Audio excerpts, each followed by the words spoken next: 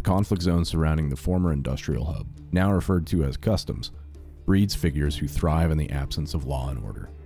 Among them, a name whispers through the fragmented communications and desperate testimonies of those who've crossed his path: the Dealmaker, a man formerly known as Reshala. Before the complete collapse of order, Reshala was relatively well known. A local enforcer, a mid-level player in petty crime that plagued the outskirts of the city. His reputation even then was built on a certain finality. Deals struck with Reshala were absolute, made evident by the crude "no refunds" tattoo on his face.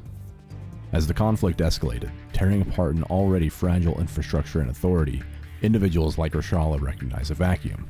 It wasn't a sudden rise to power, but a calculated exploitation of chaos. He didn't fight for ideology, he fought for control. Through a blend of intimidation and strategic alliances, he consolidated his influence within the customs sector. Reshala wasn't a solitary figure. He cultivated a tight-knit group around him, identified by the shared surname Zavodskoy, a family born not from blood, but from crime. These individuals, consistently described as heavily armed and well-trained, formed his personal guard, his inner circle.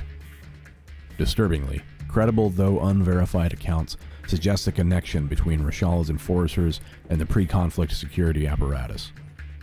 Whispers persist of former local police and even security personnel from the now defunct industrial facilities within customs finding their way into Reshala's ranks.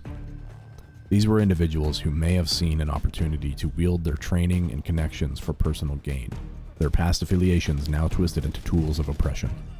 One individual, known by the alias of Jaeger, has gone so far as to accuse these men of betraying their former oaths. Their continued use of remnants of old uniforms, a stark symbol of their fall. Jaeger's own history as a former security chief within the industrial zone lends a chilling weight to his claims. Reshala's operational pattern reveals a calculated pragmatism. He doesn't engage in reckless displays of force. Instead, he establishes strongholds in key strategic locations within customs: the dormitories, the gas station, and the sprawling construction site known as the Fortress. From these hubs, he exerts his influence, controlling movement and resources. His personal combat style reflects this calculated approach.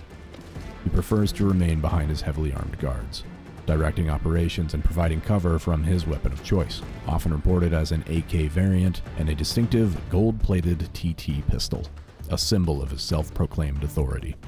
Encounters with Reshala and his men are invariably high stakes. Those who manage to overcome his defenses often recover significant assets: access keys to restricted areas, advanced weaponry, and valuable supplies. This makes him a high-value target for other armed groups operating within customs, perpetuating a cycle of violence and a struggle for dominance. The story of Reshala, the Dealmaker, is a stark illustration of how conflict zones become breeding grounds for individuals who exploit the breakdown of society for their own gain. He is a product of the chaos, a figure who rose from the fringes to become a significant power player in the area of customs. His legacy is one of ruthless efficiency and the chilling reality that, in the absence of law, a new, darker order often takes its place.